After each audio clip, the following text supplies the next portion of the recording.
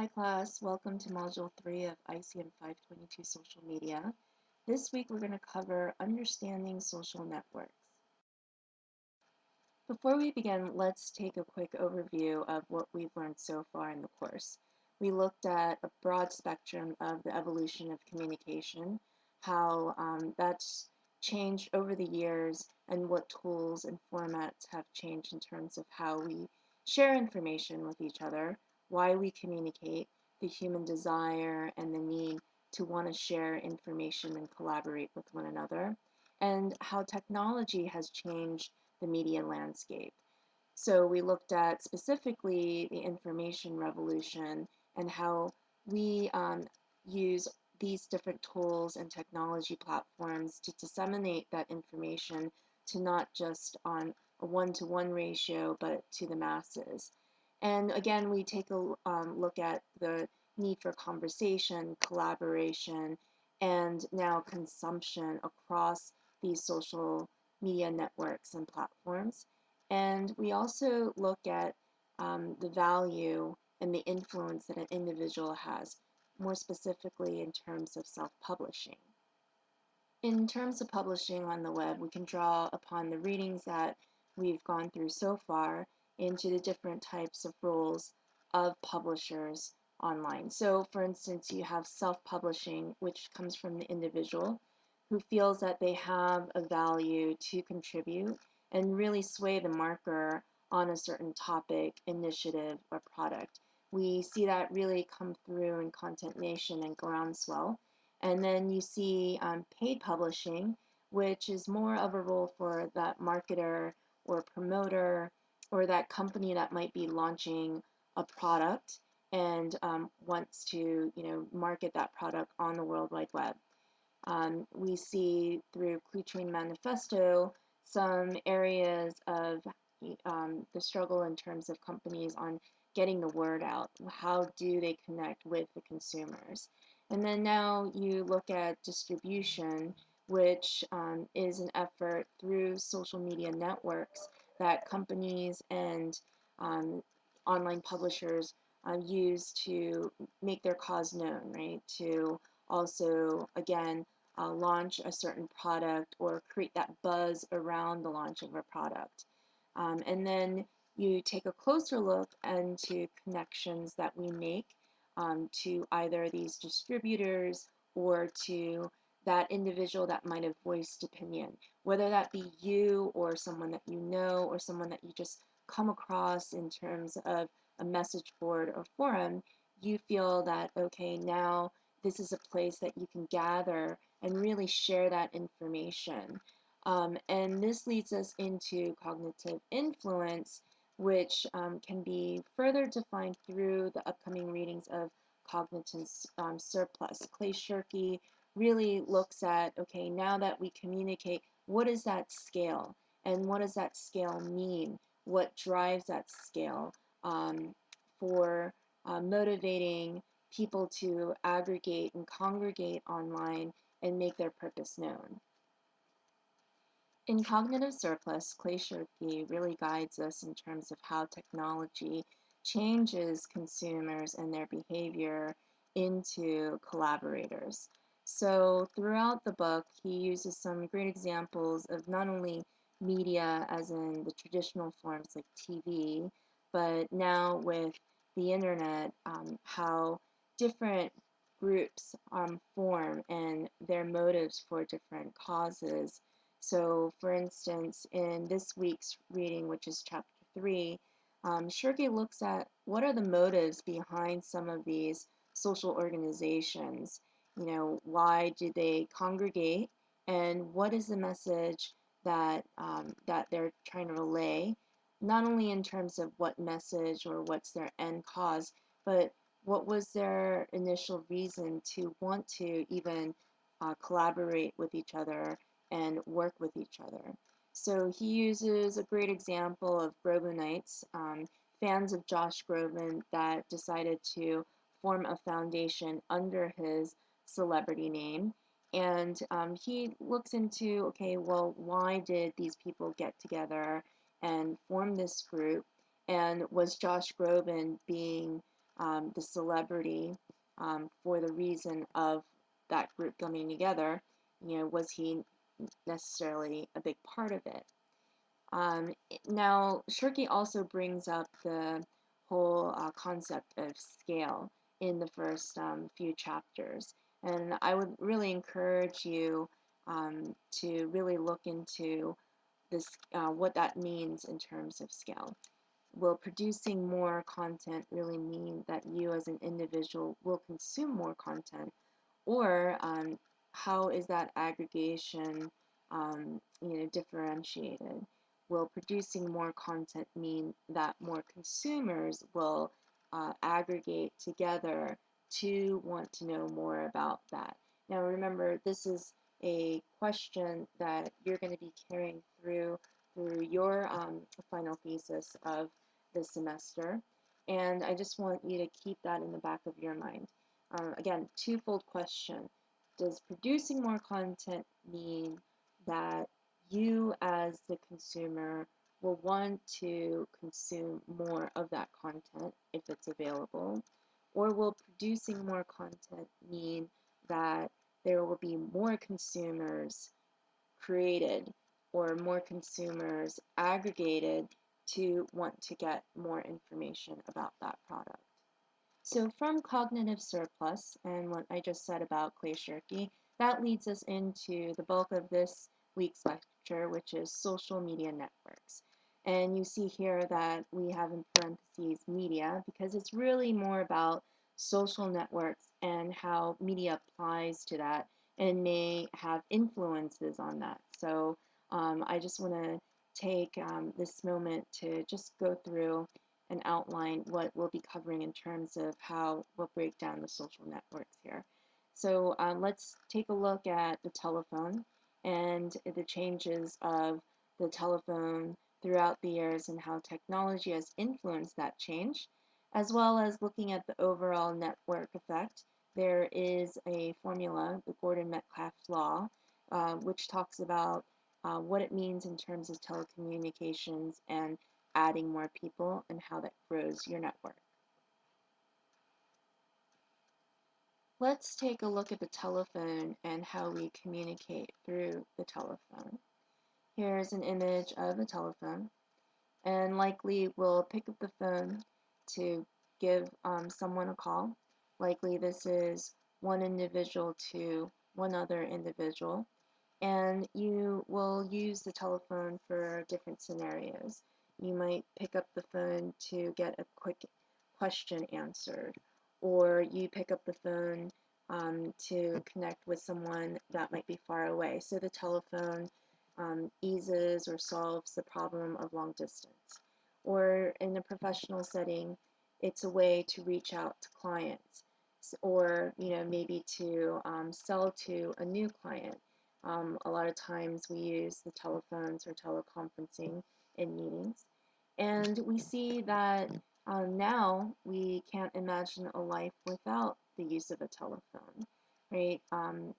And here we see the different ways that the telephone has even changed in itself through the use of technology. So now with the internet, before you would run your router through your phone lines and through that modem, and you see that connection from your telephone to now a public network, and you go from an A to B scenario to now an A to B and C scenario. And here we find the modern telephone, which is the smartphone. You still use it to call people, to talk on the phone, to make that conversation. But now, with the smartphone, it's not just a vehicle for just talking and listening. Now, with a smartphone, you do everything. You don't even necessarily have to talk on the phone. You are now swiping on the phone, typing on the phone, checking your email on the phone, texting. Now we don't even need to have voice-to-voice communication. You can have voice to text to text. If you want to know where your children are going to be in an hour, or remind them, hey, mom and dad are going to pick you up at a certain time, you can text them. And that brings us into Metcalfe's law, where he states that the value of telecommunications network is proportional to the square number of connected users on the system. So if you take a look at the example that I used in terms of the telephone, originally what the telephone was used for, and how technology changed the scope of the telephone to now the smartphone, and think about the ways that you use the smartphone, how that's also changed your network, right? And how you socialize among several networks or several communities and groups that you store on your smartphone. I'm questioning, what does Metcalfe's law and formula really apply to what the smartphone has really developed into. So if we looked at the number of connected users in a system or a telecommunications network, that here in this graph you see through just telephones, and if you had 5 telephones or 5 users that are connected to each other, and you multiply them, right? And let's say you have now 12 connected users. Now that grows your network to possibly 66 plus numbers of users that are somehow connected within this chain of network. And if you take that formula, and now I'm showing you back to the previous slide, think about how that changes your connections and the amount of connections that you have through your smartphone, if you own a smartphone. Now think about all the different apps and the different social media platforms that you have on your phone, such as Facebook and Twitter, and you can see now you have an exponential number of connections through your different social network apps and platforms, let alone your own phone and contact list. Before I jump into this interesting statistic, going back to the cognitive surplus, now that you see the phone as an example of a traditional form of media, Clay Shirky really goes into the book in terms of production and sharing and the connected population. So again, that leads us to the question of the aggregation and the supply and demand and the abundance through communication. Does that increase? And really you can see, okay, there might be an exponential number, but again, I want to bring it back to you. How does that relate to you? And I thought this would be a really fun statistic to share with you in terms of social media usage. Many of you had expressed that Facebook and Twitter are your preferred social media platforms, that you have through Facebook you're able to connect with friends and family, and through Twitter you get to see what's going on in the world. You're keeping current with the events. And here, this is a 2013 Forbes article, and I will provide that link for you on Blackboard, where it says that social media usage is up 800% for adults in the last 8 years. So now the use of Facebook and Twitter isn't just a phenom for millennials, or however you describe the youth, but now if you're 18 and above, there's an increasing number. So some of you I don't know, you probably are different age groups, but you'll see that the pickup of Facebook and Twitter may have changed throughout your relationships and building on your relationships and keeping up with them.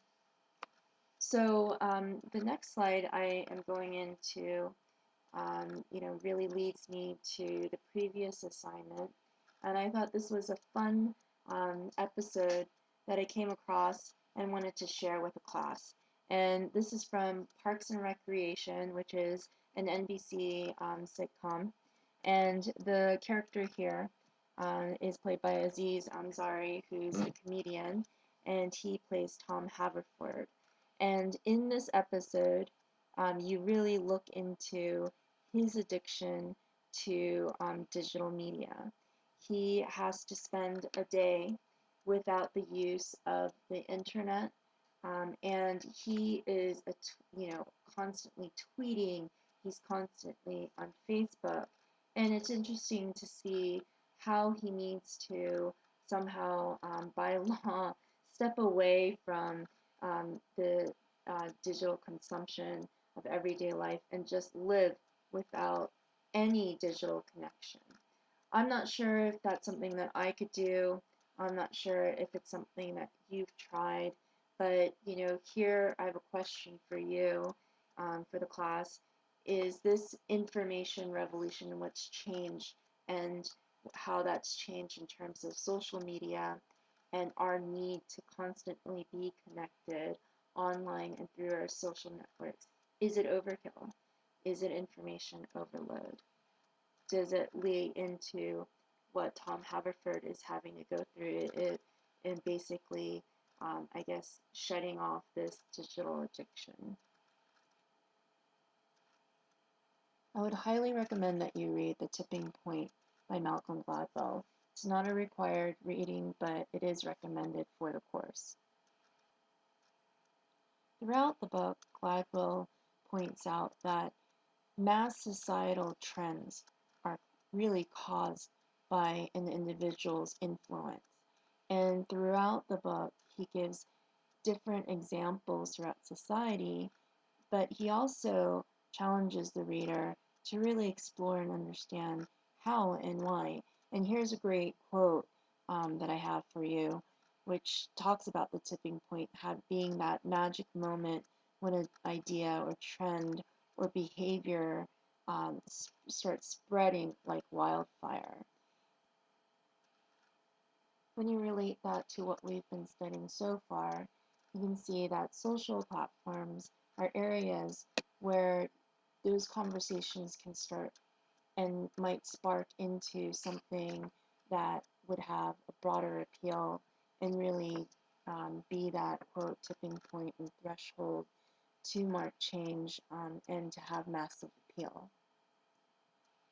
So as we're taking a closer look at social networks, let's look at a theory of what constitutes a social group.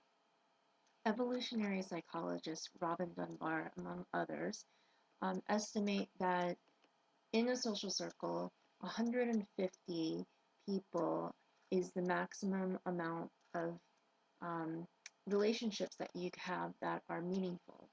So this number was basically broken down to um, sending out Christmas cards to friends and family, and it seemed that the magic number was 150.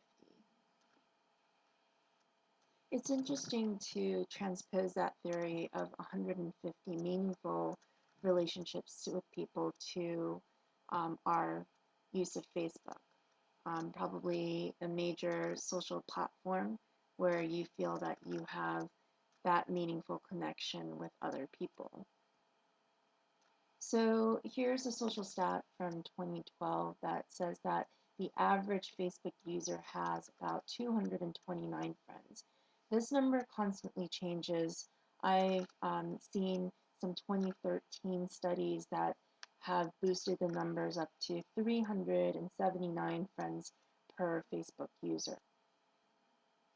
So let's start taking a closer look at your 229 to 500 plus Facebook friends.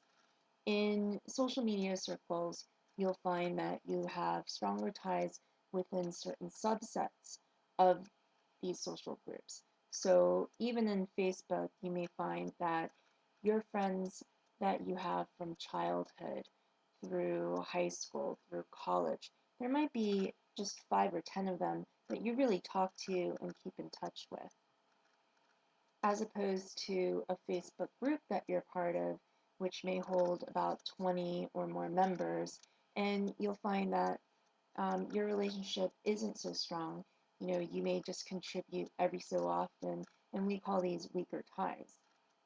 Now, listen up. In these social circles, there are roles, and we're going to revert back to Gladwell in The Tipping Point, where he outlines some of these roles.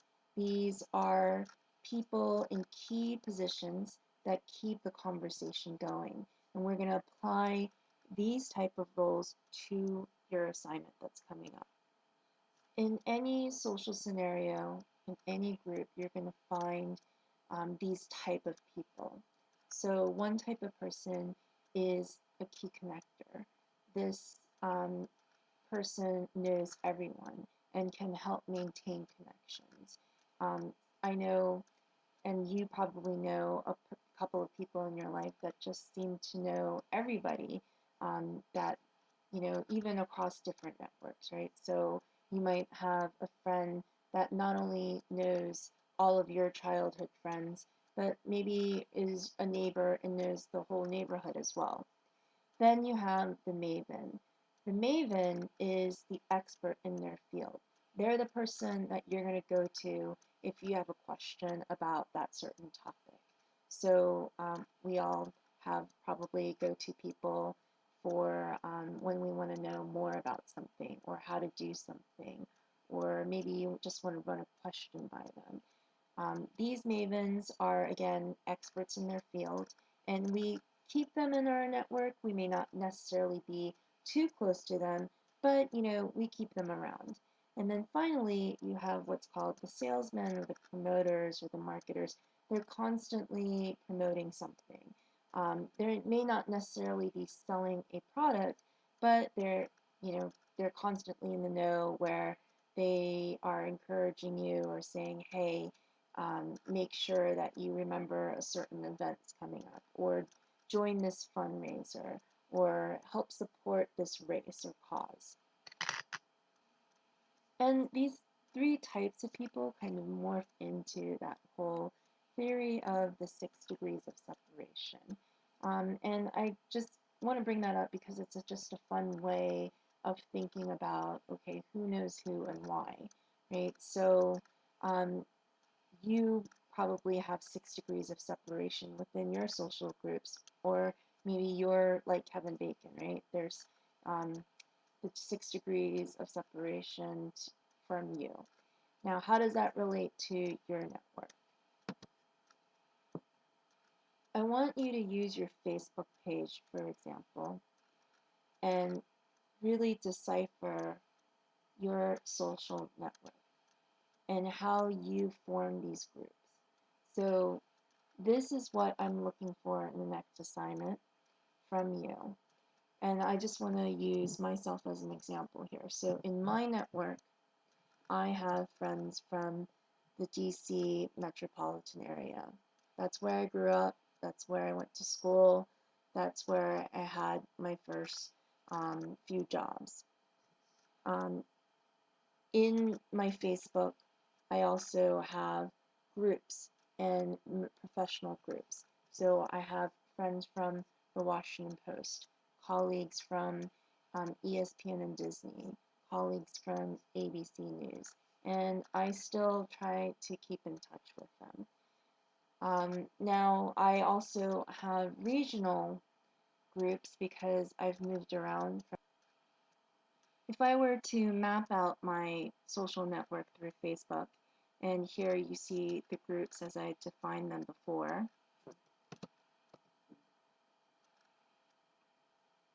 In my map of my social network, I bring up my friend Kim, using the different roles that were outlined by Gladwell.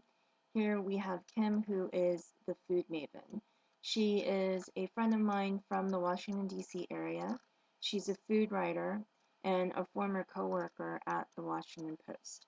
Now, Kim is the go-to person that a lot of my friends and former colleagues um, go to for information about food, healthy eating, sustainability. So if there's a question that I have from reading a New York Times article about sustainability, or maybe there's some news that I want to share from a local farmer's market, or if I had a quick recipe question, I would go to Kim.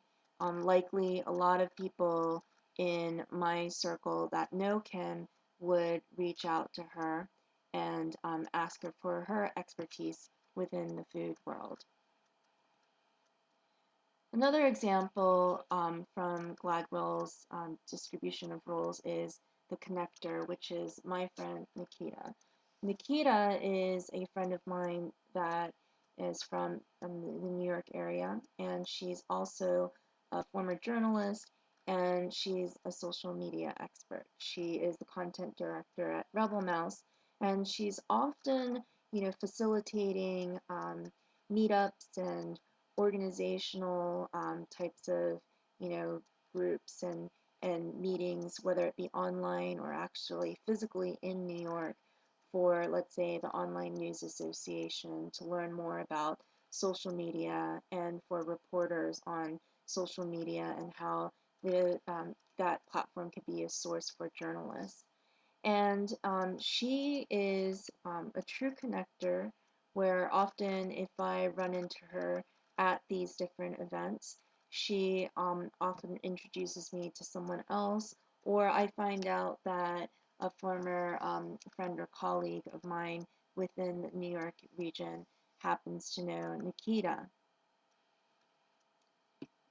where these roles and um, you see these different distinctions of these type of people in your network, you're going to constantly see cross-reference. And here I brought up a picture of my friend Liz, who also is a writer and a former Washington Post colleague, and she often connects with Kim. So if I want to know what's going on with Liz now, I can actually find out through Kim. Or if I see that Liz and I have a common interest in terms of food, I may reach out to Liz, but in the end, we all know that we'll probably ask Kim, who's our food maven within our different Facebook friends. And that's commonly known because we constantly communicate with each other through Facebook and refer to Kim if we have a food question. Now, in terms of Nikita and how she's a connector, like I said, she's a true connector, not only in the New York region, but through my professional network as well. So I work with Nikita at ABC News, and she knows my colleagues at ESPN and through the Disney network, because Disney owns ABC News and ESPN.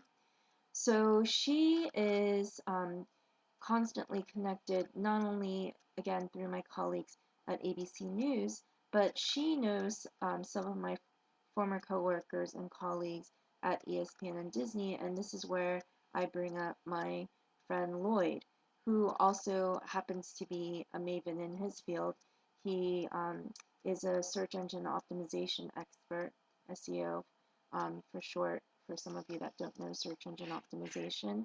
But if ever, I see that, I might be going to a social media and search event and I want to know who's attending, I'll reach out to Nikita, who will constantly know, okay, among our social media network, I mean more in terms of social media, the industry networks, she'll tell me, okay, I know that so and so is going from the New York area, and by the way, I think that, Lloyd would be interested.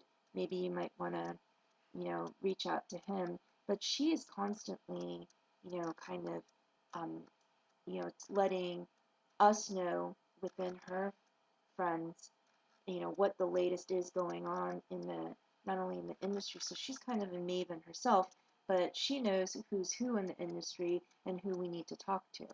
So again, a lot of times those connectors really stir up the conversation.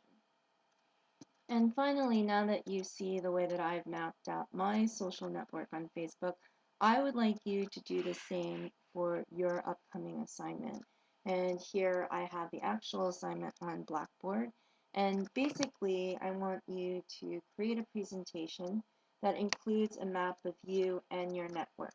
Whether you use Facebook or another social media platform, that is up to you. Now, it doesn't have to be a fancy presentation. If you need to just, draw something on PowerPoint and show us, this is my social network, and these are the groups within this network, and, these are who I think are the connectors and the mavens and the promoters slash salesperson in your group if you have one. And you can take this idea of a map, and we want you to split them up between one that's a personal network and one that's a professional network. Do not fret, do not be confused. If you feel that your network, you can't really distinguish the two, like for me, I couldn't really distinguish my professional Facebook unless I had a Facebook page, or like a Facebook publisher page versus my personal one, then just draw a map of, one, again, social network that encompasses and really define where the professional and personal areas are. So where I want you to post your video presentation, do this on Screencast-O-Matic, and the questions, just make sure you log on to Blackboard to see the full assignment. You want to click on View, and you will be taken to, this is just loading right now, a campus wiki page where you can add, you'll have the assignment description again, and you will add in your entry and your YouTube video link. Some of you already know how to do this, but I felt that, I could kind of walk you through this again for some of you that seemed a little confused out of the previous assignments. Again, if you run into any issues or have any follow-up questions, send me an email, eleanor.hong@quinnipiac.edu, and, have fun with this project. The second portion of the assignment is the discussion topic that also is available on Blackboard. And again, I really encourage everyone to check out that episode of Parks and Recreation. If you want to watch the full episode, you probably have to watch it on Netflix or Hulu. But it's Parks and Recreation, Season 5, Episode 4. If you look it up online, it's known as Tom's Digital Addiction. So this concludes this week's lesson, and as you see, we're starting to get really deep into our readings, and I'm just going to try to show you a couple of the books, like Groundswell. You see that we really got into that for this week, and I've been hearing a lot of good feedback for Clay Shirky's Cognitive Surplus, not only from your class, but previous semesters as well, just in terms of how we see behavior. And then also in terms of here, Content Nation, hopefully you can see a little bit of the covers of these books, but, really, when we look at the readings, they're kind of telling in terms of supporting or validating, hopefully, your thoughts and your perceptions of social media in your lives. So just this past week, you looked at the disruption, the interruption of social media. It doesn't have to be negative, but really there's a change. How do you view that? And do you feel that these readings validate your interpretation or your perception of communication and the evolution of the digital revolution? So hopefully, you're, taking a lot in terms of the reading. don't just stick to the chapters that I assign, but if you feel that, you really want to get into the books, definitely do so and cite your readings in your assignments as well. And I'm also looking forward to, seeing some of you in our future Google Hangout sessions.